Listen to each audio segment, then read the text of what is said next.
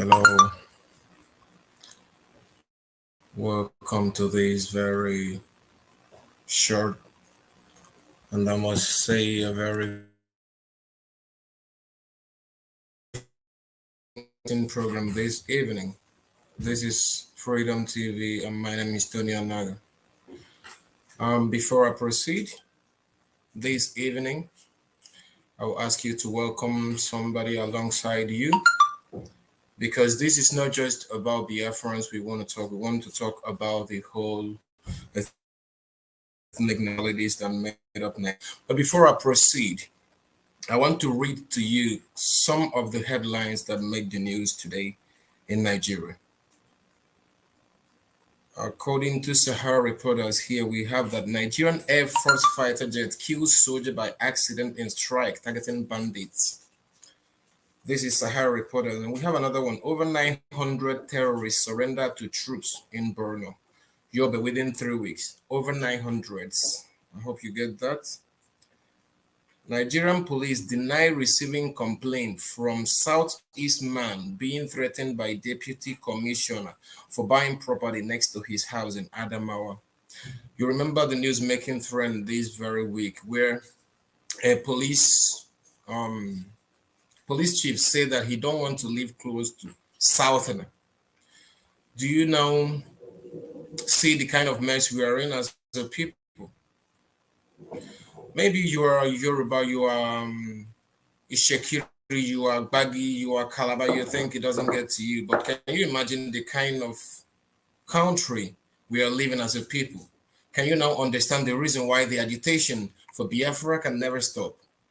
Now you can imagine that in other civilized countries, police officers are the ones maintaining orderliness, security, respect. But in our own country, we have a place where a police chief, not just ordinary police officer, a police chief who knows law very well, can wake up in the morning and say he doesn't want to live with Southerners. This is horrible, and this is highly unacceptable, and one of the reasons why we kept agitating. But let me proceed more with the headlines. He said we didn't entice 30,000 surrendered Boko Haram fighters with any incentive. Borno State governor said this. The reason why I read these headlines is because most of us don't like to read news. Most of us have found joy in coming to social media to listen to gossips, even instead of listening to things that can change our lives for good in future and in time to come. Why did I say that? The reason why I said that is because we are in a mess as a people.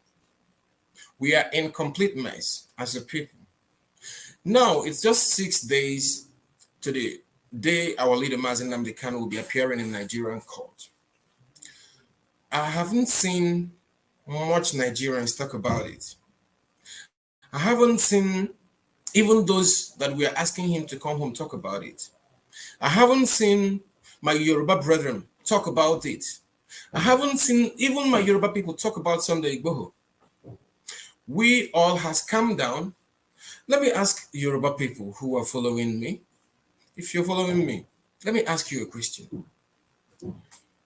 Sunday Igboho started agitation for the Yoruba nation because of marginalization of the whole people, not just about the Igbo or the Biafrans or the Benin, but about everybody. And that was why he is where he is today. But there is something happening between you, my Yoruba brothers, and that same thing is, should I say, calmly going into the Biafran people as well. Because right now, it's so painful that even some of my Biafran people now fail to pick when they see saboteur in their midst. But they mistake to call another person saboteur. Now, how can you Yoruba people, as a person, as a people, you are somebody who woke up, who rose up and said, listen, we have heard a lot of intimidations in the past. If you go back to our history as a people, we lost in Lorraine because of our stupidity in the past. Or better to say that our people lost it. And now this man took the courage to sacrifice his life, his freedom, just like Mazen Nnamdi Kanu has done for the Biafran people. Okay? And now most of you who were his followers, his disciples, so to say, has got every reason for you to continue from where he has stopped. Because there was a reason why he started. He didn't start because he was poor. He didn't start because he couldn't afford his feedings. He didn't start because he could not pay for his school fees or his children's school fees or his bills. But he started because he understands that for us to have a next generation that can be proud of what we are or what we have been today, you have to disintegrate Nigeria. Why did I say that? I know some people or even the international bodies who are the main instruments holding us down will ask us. They were the ones that actually made the law, saying that you shouldn't challenge the sovereignty of a nation. But as you say that we shouldn't challenge the sovereignty of a nation, you also made us to understand that self-determination is a fundamental human right. So, why should our own be different? Maybe most of you, my Yoruba brother, I'm talking to you right now, whom has calmed down, are all waiting because of what Malami said a few days ago. Okay? Abubakar Malami, who is the Attorney General of Federation, said that when Sunday Igboho is done in Benin Republic, he will come back home, and obviously they would consider political solution. And when he was asked about Mazen Nnamdi Kanu's case, do you know what he said? He declined to say anything about it. Why? Because Mazi has been offered a lot and he fails to take. Now, let me ask you, as a person who is also, let me call you Nigerian because that's what you are. How and why are you now focusing your attention on 2023 presidents? This is the one that got me always so much upset with you. When I come on social media, I see younger ones whom are supposed to be leading the agitation or supporting the revolutions will come on social media. I'll be talking about 2023 presidency.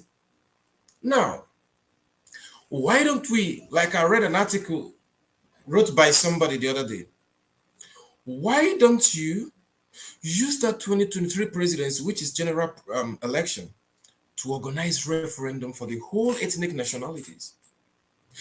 But I understand there is one problem some of you have. And this problem is because probably many of us, we are brought up as a Nigerian and thought that in 1960 we had independence. And we never asked questions because in our schools they don't teach us histories. In our schools they remove histories because they don't want us to understand whom we are or where we come from. I want to take us back to somewhere. I want to take us to 1914 Amalgamation Deal, which was what brought the Southern Protectorate and the Western Protectorate and also the Northern together. And not by cooperation or by choice, but by force. Before you, I believe as a person that before we should start subscribing to anything concerning Nigeria or moving forward, or if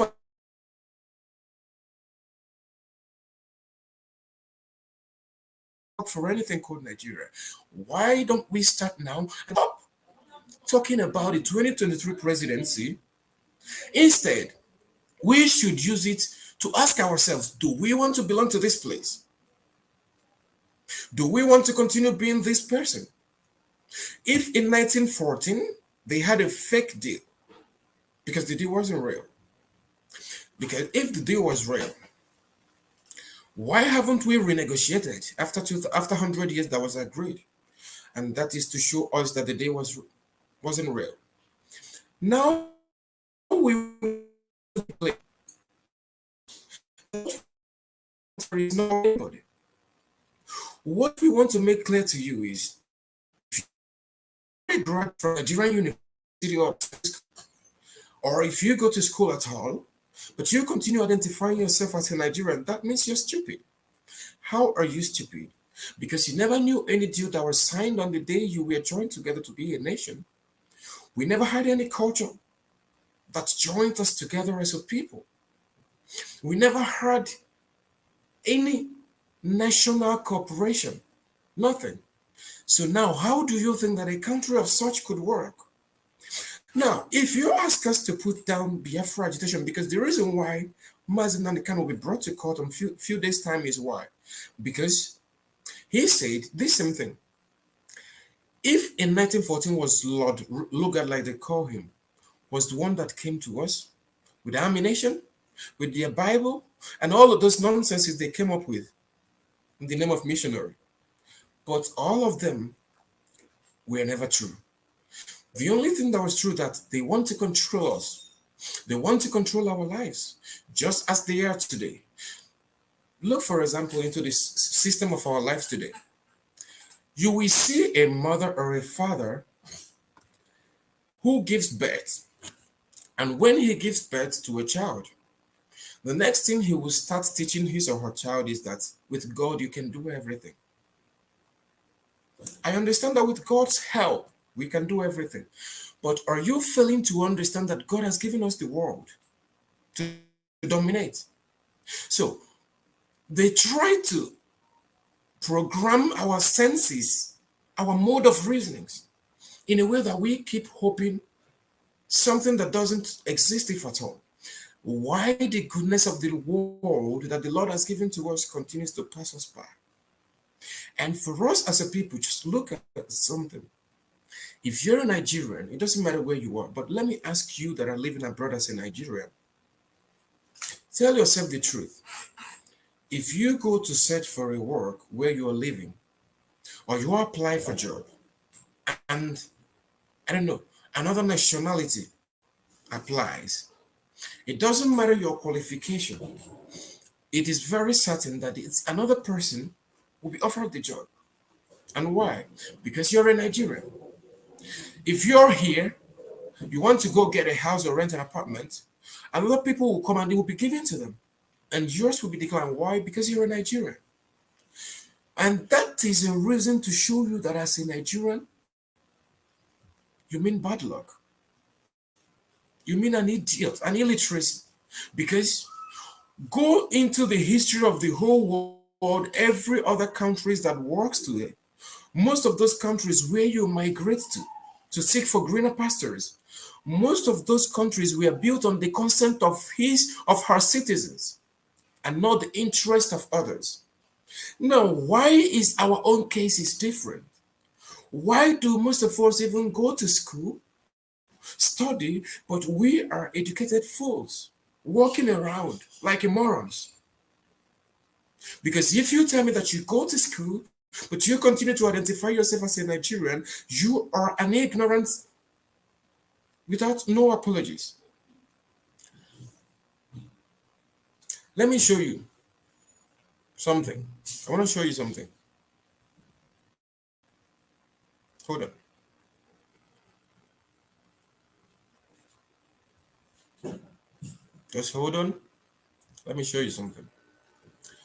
This thing I'm showing you here is the amalgamation deal.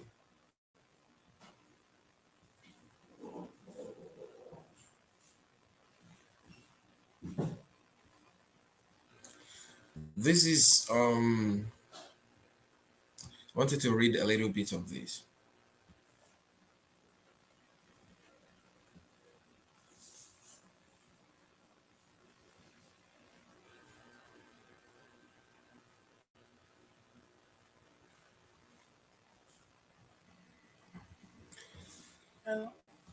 Okay.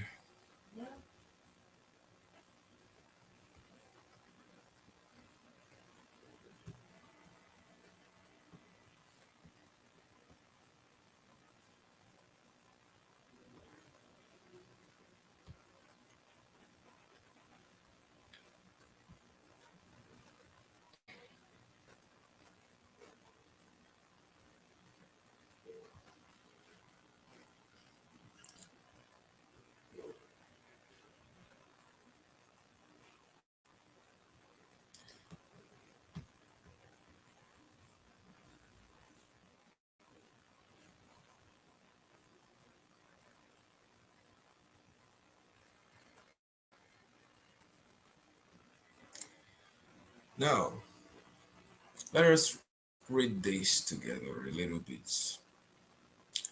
I want us to read this a little so we can understand some things. Southern Nigeria was a British protectorate.